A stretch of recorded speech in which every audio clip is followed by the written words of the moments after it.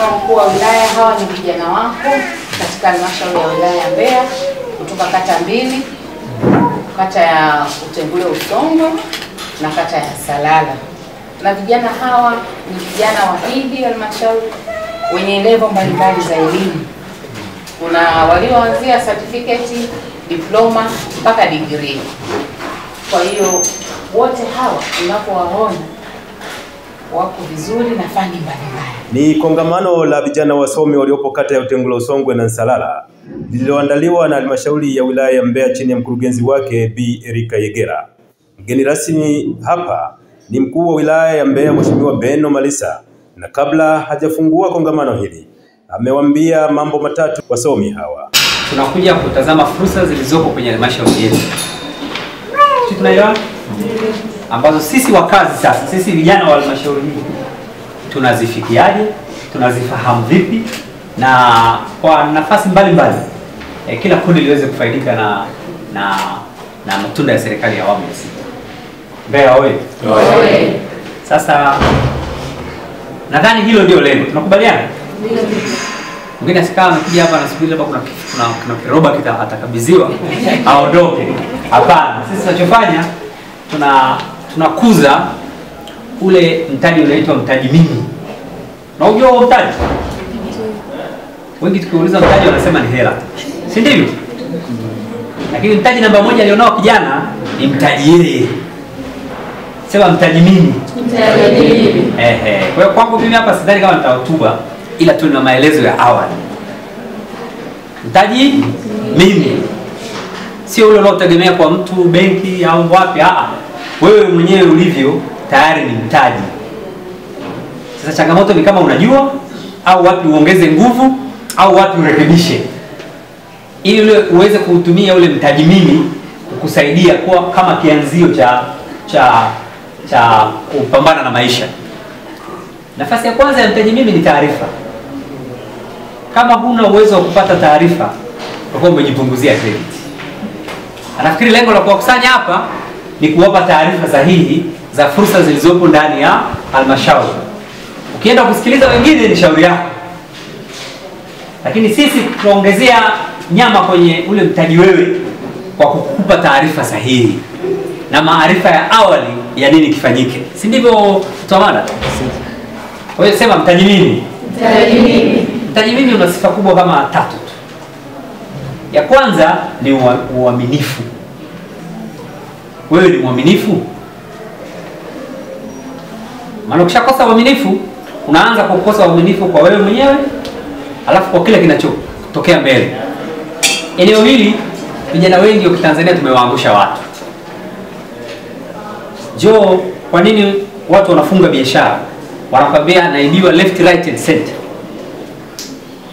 Kwa hiyo tatizo la kwanza tunagundua katika jamii yetu sasa hizi kwenye kundi hili ni uaminifu.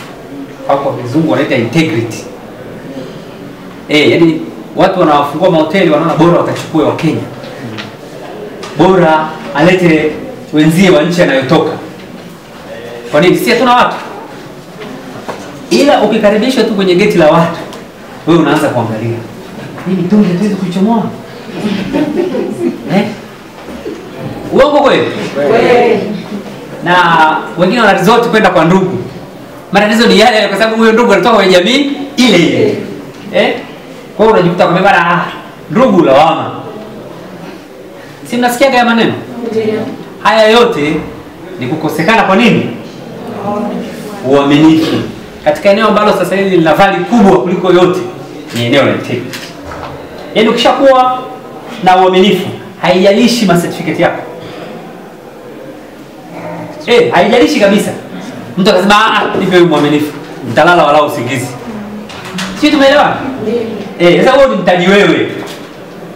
Kama mtu anaweza akafikia hatua ya kuchukua mtu ambaye hana uwezo, anasema nitamfundisha. Lakini as long as ni nini? Muaminifu. Sasa hii ni changamoto ambayo lazima tuiseme, na bahati mbaya pia wako wengi wetu hatupendi kuambiwa ukweli. Lakini huu ndio ukweli, upende usipende. Mbeya oye! Sasa eneo la pili tumeshazungumzia ni taarifa, lakini eneo la tatu ni kijana mwenyewe anavyoyachukulia mambo. Yaani ukipata jambo unalichukuliaje? Nayo ni mtaji kwako. Tawapa mfano, wale vijana kwangu kusini. Tunataka tunaomba tuangalizie fursa, tunatafuta ajira. Ni graduates wote watatu. Nikawaambia hivi, wote ukiangalia wote wana smartphone. Ila sasa ninawapeni wazo wanafanyia kazi.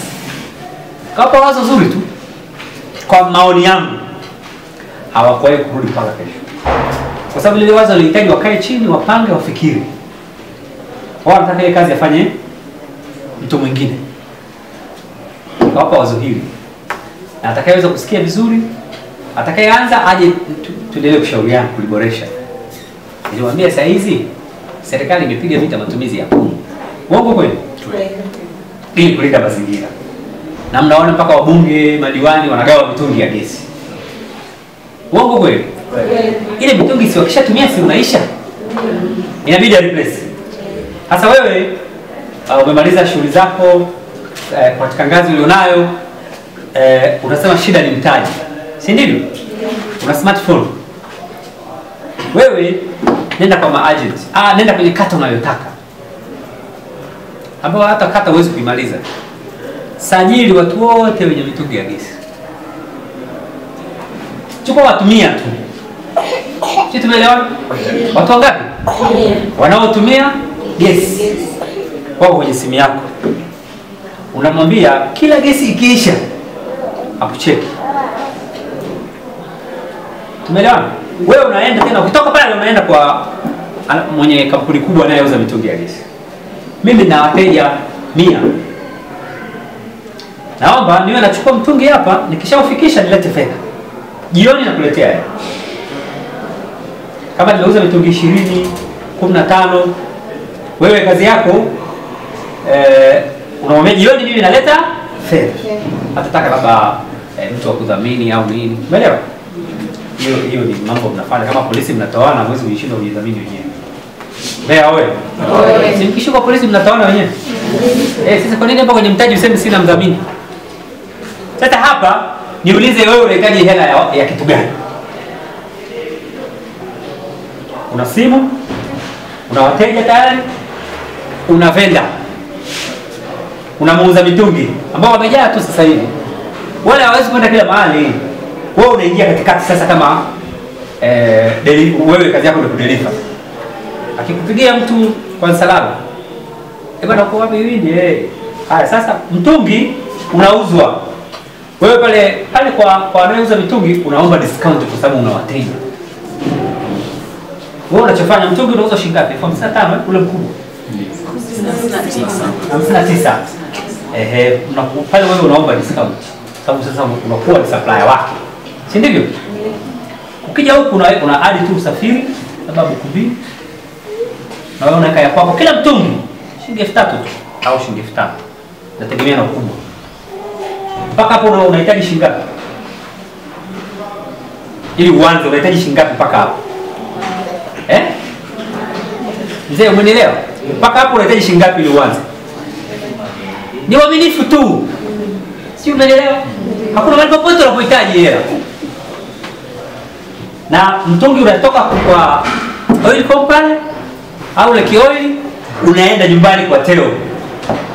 Kwa hiyo mama yule mtu yule nyumbani atashukrai nilipata shida ya gesi kumbe ni simu moja tu ngome iko nyumbani.